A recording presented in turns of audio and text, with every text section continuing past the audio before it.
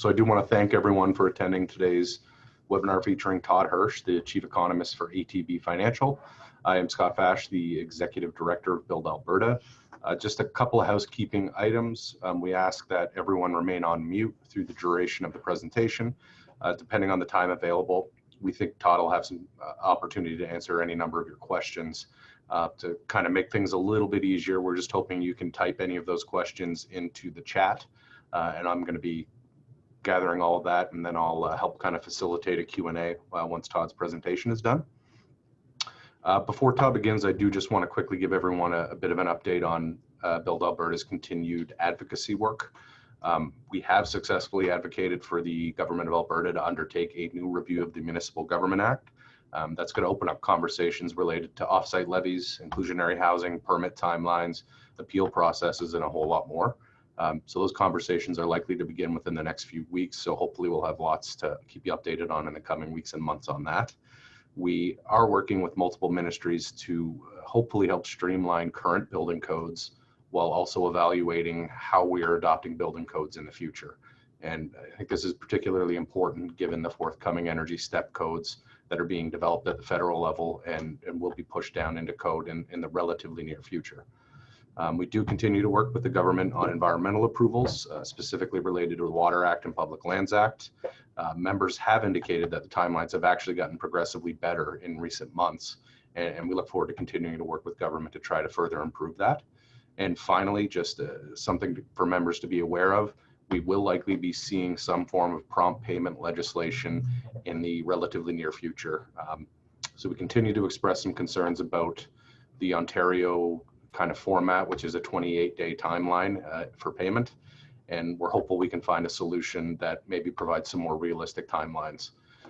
So as with everything, please always feel free to reach out to me if you do have any questions or want to discuss anything like that in more detail. But now moving on to the star of the show, I want to thank Todd for joining us to provide the group with an economic update. And as mentioned, Todd is the Vice President and Chief Economist for ATB Financial. He holds degrees in economics from the University of Alberta and the University of Calgary. For over 20 years, he's worked as an economist at numerous organizations, including the Canadian Pacific Railway and the Bank of Canada. He's also the author of 3 books. His latest, Spiders in Space, Successfully Adapting to Unwanted Change, was released in 2017. So with that, I'll hand things over to you, Todd. Great. Thank you very much, Scott, for the kind introduction, and thank you for inviting me to be part of your summer webinar series and this economic update. Now, before we start, I just want to let everybody know I am also video recording this with my phone. It's for a different group that I'm not actually able to participate in real time with their webinar. So they just asked me to make a recording of it. So I'm going to pause probably, and then I'm going to reintroduce myself only for the video. And at the very end, I'm just going to kind of sign off and not invite any questions. Again, that's just for the video audience, but obviously for the BILD Alberta audience, after I turn my video recorder off, I'll be able to stick around and answer whatever questions that you have. So if it seems a little strange, and I'm also going to be mentioning the date, July 22. Again, that's just for the video audience who is going to be watching this on a different date. All right, so here we go. I'm going to start my video. Hello, everybody. My name is Todd Hirsch. I am the Chief Economist of ATB Financial, and thank you for inviting me to this opportunity to provide my economic outlook and a few thoughts about what I see in Alberta's economy in the second half of 2020. Now, obviously, this has been, it goes without saying, it's almost a bit cliche these days, that 2020 has been a tumultuous year for so many reasons. We've seen the Black Lives Matter uprisings, we've seen social unrest, and of course, we've seen the COVID-19 pandemic. And particularly the COVID-19 having a devastating impact on the global economy, and we're feeling that here in Alberta as well. Back in March and April, when the COVID-19 crisis was just getting going, I think it's fair to say there was a real feeling of shock and awe maybe, because we did not know what this is going to mean. It was the early days of a pandemic that none of us had lived through. And now here we are, it's July 22nd when I'm recording this. and we are now about a little bit more than 4 months into the pandemic. It certainly is not over, but I think it's also fair to say that the shock of the pandemic has maybe eased up, and now we are learning to live with COVID. So what I'm going to do is offer some of my thoughts about what a few experts are saying and try to connect the dots. And then I'm going to lay out 4 possible scenarios for how I see Alberta's economy sort of evolving and shifting in the second half of 2020. And I'll give my sense of the probabilities of each of those scenarios. Now, one of the really great books I've been reading this summer, and that is one thing, I guess, with the COVID, the crisis, and me not doing a lot of traveling, I actually have had more time this spring and summer to do some really good reading. And one of the books that I want to mention briefly, it's a book called Think for Yourself. The author is Vikram Mansharamani. A really interesting book that talks about how we need experts in all sorts of areas of science and economics and social sciences. We need those experts to provide expert advice. However, the author warns that there is some danger sometimes in relying too heavily on just what the experts are saying. The experts create the dots or they form these dots, but we also need generalists to connect the dots and make some sense of these deep pockets or these dots of knowledge that the experts are saying. And without those generalists to connect the dots, we actually could be in a little bit of trouble getting too far, too specific into one area and not seeing the big picture. So what I hope to do on this outlook and this forecast is to provide 3 areas where experts are creating the dots, and then it's my job as an economist to sort of connect the dots, maybe give some suggestions as to what those connecting the dots mean, and then, as I said, lay out 4 possible scenarios. So the first area where experts have been talking quite a lot about what's going to happen is with respect to the second wave of the pandemic. Now, obviously, I am not an epidemiologist, but the scientists and the epidemiologists are saying what they know about the COVID-19 virus is that these kinds of viruses, there is going to be a second wave of it. That is just the nature of how they are. Now, we are not yet seeing the second wave. So as I said, I'm recording this on July 22nd. We are seeing a spike in Alberta of number of COVID-19 cases. And some people are mistaken for thinking, oh, here comes the second wave. In fact, what the experts are saying, no, this is still the first wave that we are in. We have just not really been able to flatten that curve or keep cases low with the reopening that we saw in May and June, and now a little bit, some relaxing of the social distancing rules. We have seen those cases starting to spike up again in Alberta. This is not the second wave. This is still the first wave. What happens with the second wave is yet to be seen. And when the second wave arrives and the intensity in which it arrives, a lot of that will have a big bearing on how our economy suffers or progresses. If we see the second wave, maybe October, November, December, the typical months when we would normally see flu and cold season. If we see it spiking up again in that second wave and we see another lockdown of the economy, I will be revising my forecast downward once again. So far, that is not in my forecast, and we're hoping that even in July and August that we're not going to see another re-lockdown of the economy. But again, with those cases spiking in late July as still part of the first wave, it's not out of the question, in fact, that the province would not require businesses to shut down once again.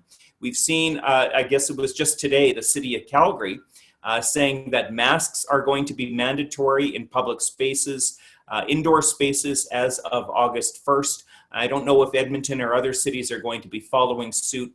But suffice to say that we're at a point in this first wave where we are seeing a little bit of anxiety about the number of cases rising. The second wave, when it comes later in the fall, towards the end of 2020, we'll have to wait and see what happens then. But there is a little bit of nervousness around what that second wave could mean for the economy. So that's what the experts are saying on that dot. The other dot where the experts are having a lot to say right now is what the COVID-19 situation is having on the global economy and more generally geopolitics around the world. Now, of course, everything seems to be focused on the United States and its trade relationship with China. Things are not going well there at all. Back at the beginning of 2020, back in January, I would have been a little bit more optimistic. And the reason I was more optimistic is I thought, okay, 2020 is an election year. Donald Trump wants to be reelected. It's really important that he go into the November election in the US with a deal in place with China. So he can say, look what I've done. I've fixed all of the relationships with China. It's a very, very good deal. You know, no one's done a better deal than this on me. In fact, that has failed to happen. And now, partially because of COVID, the relationship between China and the United States is worse than ever. In fact, even today, again, July 22nd, an announcement that the US government is closing the Chinese consulate office in Houston. This, I don't know what's going to come of this. It's just sort of a breaking news story. It might not really be too much of anything, or it could in fact be the beginning of a much worse diplomatic trade relationship between China and the United States. Now, nothing good can come of this. You've got the world's two largest economies sort of spatting and the relationship souring as days go by.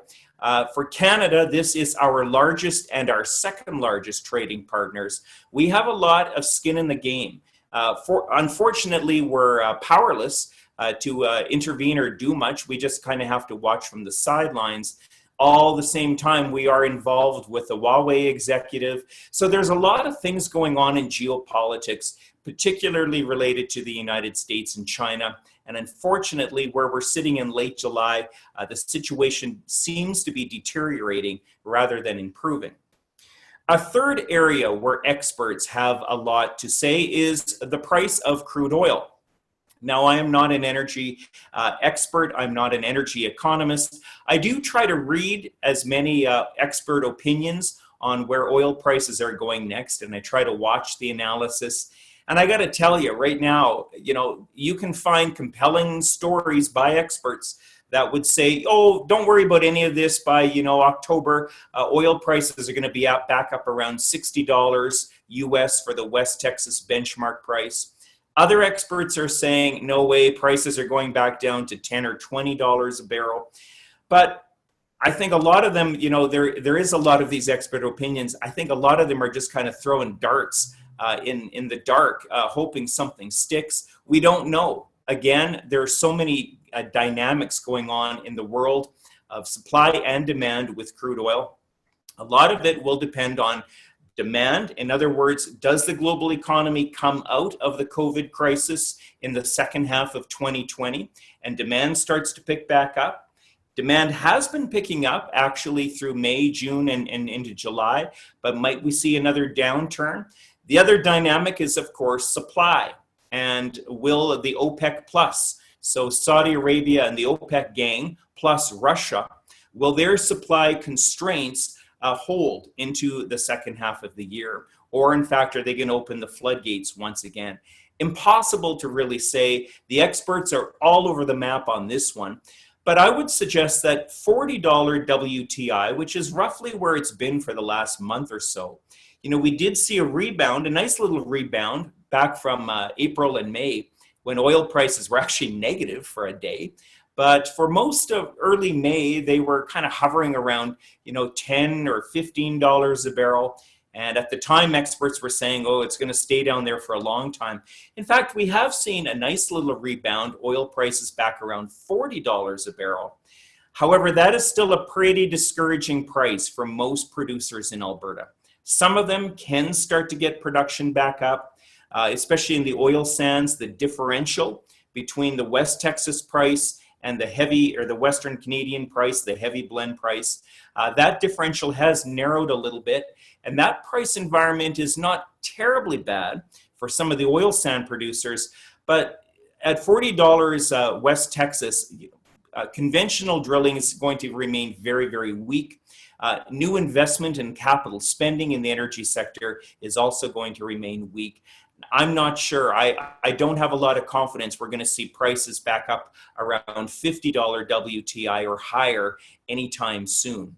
So those are three dots where experts have a lot to say. Now, my job is to try to connect those dots and give some sense of where I think Alberta's economy is going in the second half of the year. Well, I've turned slightly less optimistic in the last couple of weeks, or maybe I guess I should say I've become a little more pessimistic about Alberta's prospects in the second half of the year, simply because we have seen those cases of COVID starting to spike back up again. Again, we're still in the first wave of the virus. The deteriorating relationship with China and the United States, and that kind of weak price environment for oil. All of this, I think, suggests that Alberta's economy is going to continue a very, very gradual recovery in the second half of the year and into 2021. And by the way, I don't even really like using the word recovery, although I do slip into that parlance because it is so common. A recovery really does suggest that things are going back to where they used to be. And for a run-of-the-mill recession, maybe like the ones we would have seen throughout the 90s or 2000s, maybe even the Great Recession of 2008, 2009, a recovery is what we did see. But in this case, Alberta already came into the COVID crisis, into 2020, already suffering a modest recession in 2019, a big recession in 2015 and 2016. Our economy was already compromised. Now we're experiencing this COVID situation. This is nothing like normal. And I don't think we can expect a normal recovery. I think the recovery, or at least the reopening of the economy, is going to be a very, very gradual and bumpy grind that is likely to take several years, in fact, before we would even get back to the size of economy that we were prior to the COVID downturn, or even 2014 before the initial oil price collapse in that year. So 4 possible scenarios then for what's going to happen in the second half of this year. And we're already well into July. In fact, we're on the tail end of July. So we're well into the second half of 2020. But what are 4 possible scenarios? Well, to make it easy for you to remember them, I've named each of the scenarios after an animal that you'll be familiar with. The characteristics of the scenario match the characteristics of the animal. So here we go. Scenario number 1 is what I call the koala bear scenario. Now, if you have ever encountered a koala bear, or if you know anything about them, you know that these are possibly the most adorable creatures on the planet. And they're almost completely harmless and defenseless. There's not much, other than maybe scratch you with your claws a little bit, there's not much a koala bear is going to do to hurt you. They're very benign creatures. Now, the economic scenario for that is we approach the COVID crisis without a lot of caution, without a lot of regard for social distancing. We sort of drop all of the protocols. We know kids are going back into schools in September. We do all of that. And in fact, the second wave of the virus fails to materialize in any major way. In other words, it's a koala bear. It's very benign. I don't think that is a very likely scenario, but it is a possible scenario. Scenario number 2 is the one I call the tarantula. Now, tarantula spiders look really intimidating, but in fact, they too are almost essentially harmless. They do have a very, very mild bite and a very mild toxin or venom, but it's almost impossible to be seriously hurt by a tarantula spider. They just look really scary.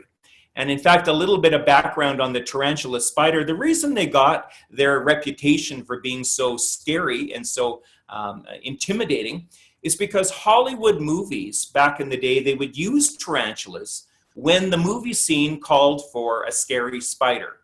And the reason was because they were big and hairy and they looked scary, but in fact, they posed no harm to the actors or the people handling them. So we tend to see these tarantula spiders in scary movies where a scary spider is required. The economic scenario in this case We approach the COVID virus in the second half of the year with a lot of anxiety. We follow the protocols. We're very strict. People wear masks. People remain socially distanced. But in fact, the COVID virus, the second wave, does not really materialize. It turns out to be quite harmless. I also don't think that scenario is very likely, for the same one that the koala bear is not likely. And that is, I'm not really seeing a lot of anxiety in Albertans around the virus. In fact, I'm seeing more complacency lately. And in fact, I don't think it is a good assumption that the second wave of the virus is going to be benign. So the tarantula hangs there as a possible scenario, but not a very likely one. That leaves us with two more likely scenarios. The one that I think is slightly more possible is the hippopotamus. Now, some of you might remember, it was probably about 10 years ago, I think it was TELUS, had a TV campaign, the I Want a Hippopotamus for Christmas song, and you're all going to be singing that all day. So sorry about that. But there was this little jingle about the hippopotamus. They want a hippopotamus for Christmas. Hippos look really cute and really adorable. But in fact, you do not want to go anywhere near a hippopotamus. You don't want one for Christmas. You don't want to be near one at all. And the reason is they are extremely volatile and extremely dangerous animals. Maybe it's because they look so cute that people don't use precautions when they approach them. But in fact, and some of you may know this stat, hippopotamus are responsible for more human deaths in Africa than any other animal in Africa. So they are very dangerous. They're likely, if you get too close, they're territorial. They're likely to stomp you to bits and rip you to shreds. That economic scenario is one where we do not approach the virus with enough precautions. We relax too much. People don't wear their masks. We put the kids back in school and that doesn't go well. You know, businesses open too quickly and they don't follow the protocols. And in fact, the second wave of the virus comes back with an enormous vengeance, requiring us to shut down everything. So it's snakes and ladders. We'd be back exactly where we were March 15th. Now this scenario, this economic scenario, I would be revising downward my forecast, and it could possibly send 2021 also into a recession year rather than a modest rebound. I don't think the hippo is the likeliest scenario. I would say it's probably about a 25% chance. So not the most likely, but it does, lurk there as a sizable threat to our economy. But the scenario that I think is the most likely is the one I call the grizzly bear scenario. Now, many Albertans, especially if you are a camper or a hiker, you might have encountered a grizzly bear in the Rockies. But you know that grizzly bears are potentially very dangerous animals. In the right circumstances, or maybe we'd call it the wrong circumstances, if you get between the mother and the cub, or you surprise the bear and it feels threatened, you are likely to suffer quite an attack, possibly a fatal attack. However, if you spot the bear along the hiking path, and you do take the proper precautions, you are more likely than not to come through that more or less unscathed. The bear is more likely to be afraid of you and likely to scamper off. So if you take the precautions, in other words, you sort of drop everything, face the bear, and slowly walk away from the bear, you're likely to live. I think this is the likeliest scenario economically. So that scenario would be one where we do all of the precautions, we take care to wear our masks, businesses follow all of the protocols, the social distancing, and in fact, we get through this more or less unscathed. We don't have to re-shut down the economy in the second half of the year, and that sets a stage for a more generous rebound or recovery in 2021. I would say the grizzly bear scenario is the most likely, maybe a 70 or a 75% chance.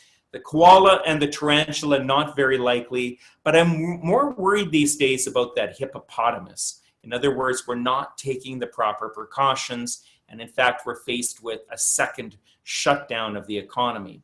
So those are the four scenarios and where I think we're going to land most likely with the grizzly bear.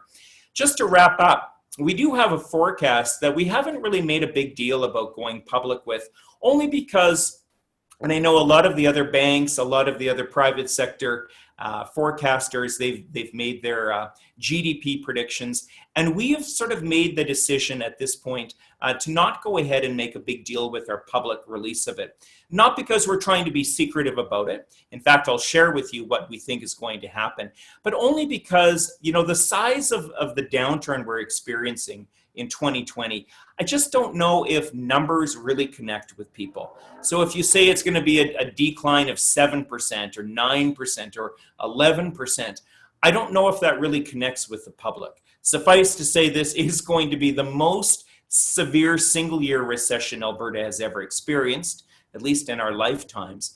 And we'll leave the numbers kind of aside. But that said, we are forecasting for 2020 a decrease in real GDP of 7.5%. And that follows on the heels of 2019, which was a more modest decrease of 0.4%. So it would be back-to-back years of recession, but obviously 2020 far more severe. 2021, under that grizzly bear scenario, in other words, we don't have to re-shut down the economy in the second half of the year. 2021, we're experiencing, or likely to experience, a very modest rebound of 1.7%.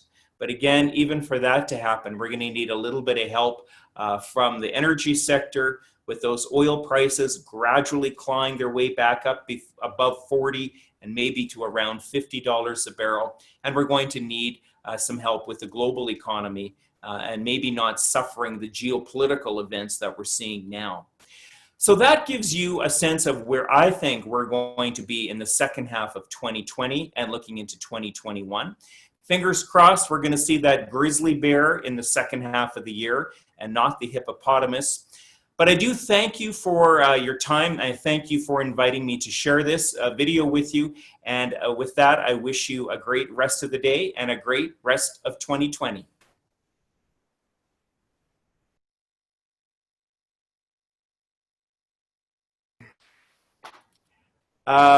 Did I just accidentally hit mute? You guys heard all that, right? Yep, we heard. Okay, I think good. I did anyways. I just looked at my screen and my mute button was on, and I was suddenly panicked that I was talking for 20 minutes on mute.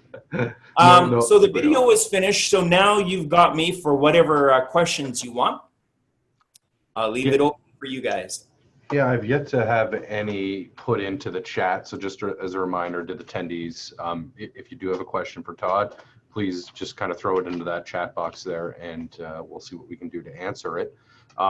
Maybe one to just get us going, and it's pretty general, and I know it's not something you necessarily always look at in a great amount of detail, but just general thoughts and perceptions on what we might be seeing on the housing front. As a result of all this. I mean, I know the two are inextricably linked, but just wondering if you had any kind of thing to add to that. Right, and I'm glad that you actually, not surprised that you are asking some questions about the housing market, because of course that's where most of your members are going to be interested. Well, on this we've got good news and bad news. I mean, I guess the good news is we are likely, if there's one thing we know for almost certain, is that interest rates and borrowing costs are likely to remain extremely low for the next 2 years. There's almost nothing foreseeable that would cause the Bank of Canada to suddenly reverse this and start raising interest rates. And in fact, Governor Macklin has been very clear that, more or less saying interest rates are likely to stay where they're at until 2023. So that's good news, obviously, for borrowers and maybe first-time buyers or those renegotiating a mortgage. But the bad news, of course, is it's a very weak consumer confidence environment. If we get that grizzly bear scenario, oil prices start to climb back up a little bit, I think the housing market in 2021 could pose a bit of a comeback. I think there will be some pent-up demand, but we're going to need that consumer confidence back up. 2020 is likely to be, and everyone knows the story, a very weak year. But I also don't think it's going to be a collapse. I know there's been some other forecasts about housing prices, going down 10 or 20 or 30%. and housing starts collapsing. But really, for that to happen, especially the housing prices, for housing prices to fall 30%, you really need a mass exodus of people leaving the province, like we would have seen in the 1980s. In that downturn, people were stampeding out of the province. 2020, where are you going to go? That's a lot better. Every part of the country is experiencing a nasty downturn. Some parts of the country, the downturn is going to be even more severe than it is here. So I'm not expecting that mass exodus of people. And as a result, I'm not expecting the panic selling of houses. And because of that, I'm not expecting, this 20 or 30% price decline. But there is a lot of inventory on the market, especially here in Calgary. So as a result, I think, new starts are going to be obviously constrained by just the amount of existing and new product on the market. Thanks, Todd. Another question we had was, are there any outlook thoughts beyond 2021? Looking beyond 2021 gets to be really, really tricky because there are so many unknowns. The big one, I think the very biggest one, is when does the vaccine show up and how effective is it and how widespread is the distribution of it? So kind of a best case scenario, the vaccine shows up to great fanfare, maybe around February or March of 2021, which is sort of what the experts, when the pandemic hit in March of 2020, they said it's going to take a year to get a vaccine in place. So March 2021, assuming a vaccine shows up, it's distributed widely, it seems to be very effective, I think our chances of global rebounding and global recovery, and here in Canada as well, obviously much better by 2022 or 2023. But if the vaccine doesn't show up, or, an even worse case scenario, and this is not my prediction, but another virus shows up. And we're now in this world of sort of continual dealing with these pandemics, which some experts are saying could happen. Then all bets are off. The global economy may never really recover from that fully at all. So for now, we will make the assumption that a vaccine does show up in March of 2021. And by 2022, you start to see those big industries around the world, especially things like the big airlines, global tourism, those kinds of things, retail, all of those things reopening. And by 2022, the global economy sort of finally gains its footing and gets back to a level of GDP that we would have seen pre-COVID. Thank you. So another question, are we looking at the potential of an economic depression? What's the definition of that? And if so, how might banks react in that scenario? Yeah, that's a great question too. There actually is no technical definition of a depression. There is for a recession. Statistics Canada's technical definition is 2 consecutive quarters, and they have to be consecutive, of contraction. That gives you a recession. So certainly we are in a recession. But depression, that word was coined to refer to a very specific period of time, the 1930s. So there's no technical definition of it. Now, are the 2020s, 2020, 2021 going forward, are they going to be, as bad as the 1930s? I don't think they will be, for the reason that governments and central banks around the world in 2020 reacted very immediately with massive stimulus, massive emergency support programs. Now, it's a legitimate question to ask, well, how are we going to pay for all this? That's a different webinar, maybe, but it's a good question. But that did not happen in the 1930s. Governments, in fact, responded with austerity. And central banks, the Bank of Canada, didn't even exist until 1935. So there was no central bank that was there to kind of provide liquidity. And as a result, I think the 1930s and that depression is very unusual, and I don't think we're going to repeat that. So all of that is to say there's no technical definition of a depression, but I also don't think we're going to see anything nearly as bad as what the 1930s were. Great, thanks. Another one, what industries or businesses do you see thriving over the next year? Are there adaptations that the construction industry should consider? Yeah, not a whole lot of them actually. Well, there are a few. I do think specific parts of the technology sector are going to do well. Even what we're doing with this webinar platform, with this Zoom platform, I think 2020 will change the way we communicate with each other. Definitely, I think people are going to be happy to go back and meet in person and go to conferences when we're allowed to do that. But I also think this experience with all these webinars and these Zoom hangouts, I think it will sort of change the way we think about technology as a tool. So I do think the technology sector will probably find some pretty good activity. Healthcare and healthcare technology, I think will do better than it would have, absent the COVID crisis. And there's also an area, I don't know what sector this is, but I think the building and construction sector would be involved in this. I think there is going to be a growing appetite for businesses, for building operators, for new construction sites. How do we design public spaces and spaces where you might have the customers coming in? How do we design them so as to mitigate against future viruses? How can we give more thought about the design of our built environment? And I think there's a precedent for this. 20 or 30 years ago, it was not a building code that every new building had to have accessible ramps into buildings, but today it is. So we do change building codes over time because we understand more. And I think there are going to be some really interesting ways we start to redesign and reconfigure our built environment. So with the idea in mind that we want to make this as safe as possible for everybody, COVID or just the regular flu or whatever pandemic might show up in the future. So I don't know if that's more around consulting services or if it's around architecture and engineering design, but I do think there is going to be a whole new area looking at that. Thanks. Another one.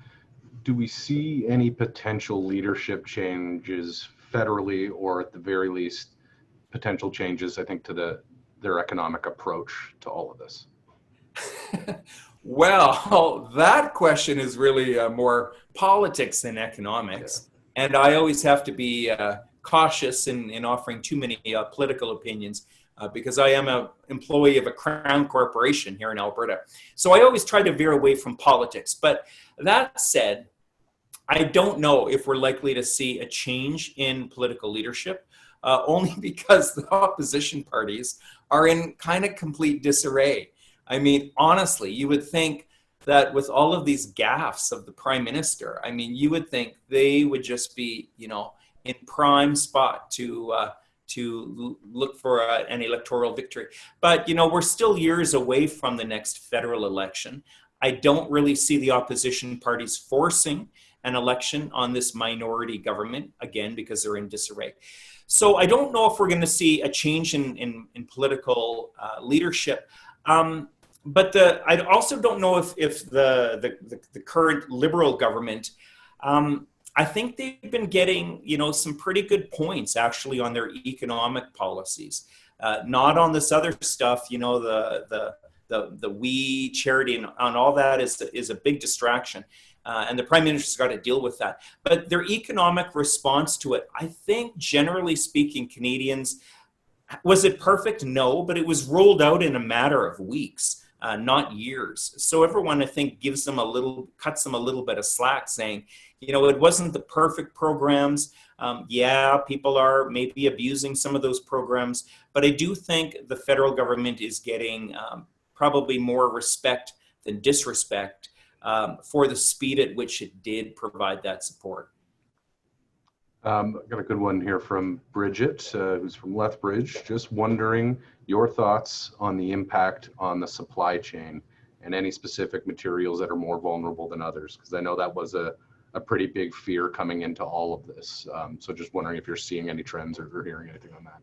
Yeah, well, in the wake of the COVID crisis, and even where we're at now, I would say there is going to be greater appetite for those supply chain for the procurement departments, to procure more locally or at least domestically, even if that comes with maybe a somewhat higher price. But I think there is a higher sense of risk that if we are procuring all of our widgets from China or from whatever country, even though they're the best price, there is a higher risk these days that those supply chains can become unlinked or decoupled, and then you're in trouble. Like, you just need one glitch in your supply chain, and everyone's been finding this out. So I do think, at least in the short run, that procurement departments are going to try to find domestic or local if they can. That might not always be possible, but I'm also not convinced that in the long run, like say maybe 5 years out, if barring another pandemic of some sort, they might just sort of start to default back into the cheapest supplier from whatever country they can get it. So that's a long way of saying, in the short and medium run, I do think we will see more local and domestic procurement, but I'm not convinced that's here for the long term.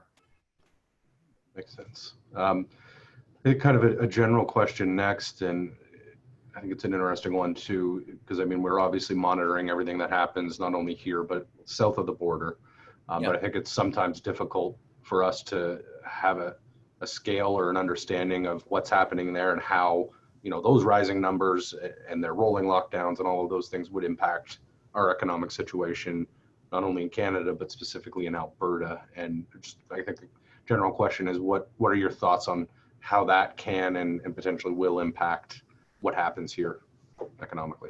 Yeah, well, I mean, our neighbors to the south, it's a complicated bunch of people right now, and I say that with affection. I think most of us, we understand, the US, we can't live with them, we can't live without them. And as much as we want to bash the US, most of us, the first time we think of a holiday, it's to the US. So we have this sort of love-hate relationship with them. I would say more heavy on the love. And I think most Canadians are really kind of sad right now with the level of conversation and discourse in the US. The Black Lives Matter front and center, but also the political discourse. It just seems madness down there. But of course, all of this could, spill into bigger economic troubles for that country. The fact that some of the largest states, Texas, Florida, Arizona, are not, they're not down with the protocols around masks or social distancing. And if we do see, even in this first wave, we're seeing huge increases again. If the second wave is even worse, it's kind of hard to in some ways fathom what could be the result of that. If in fact, and again, it's not my prediction, but if that second wave comes back in the fall and winter with even greater vengeance hitting those states, and and right in the middle of that, they're going to be going to the polls. Like, I just don't know what's going to happen. But again, all of this is to say, I'm not really answering the question very well, but we've got a lot at stake here in Canada, because we still sell so much to our U.S. trading partners and our brothers and sisters to the south, and we need them to be in good economic shape and not kind of coming apart at the seams.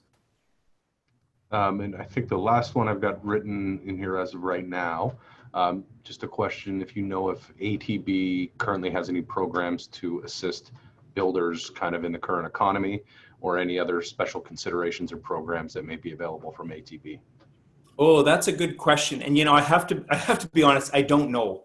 But I'd be happy to find out. If whoever asked that question, if you want me to follow up on it, I'd be happy to. You can just email me directly at thirsch@atb.com, and I'll find the right person for you. But I just don't know off the top of my head what kind of programs we might have. So. Awesome. So that's all I have written in here right now for questions. Maybe I'll just give everybody a quick 10-second kind of last chance here to get something in, and then if not, we'll wrap things up.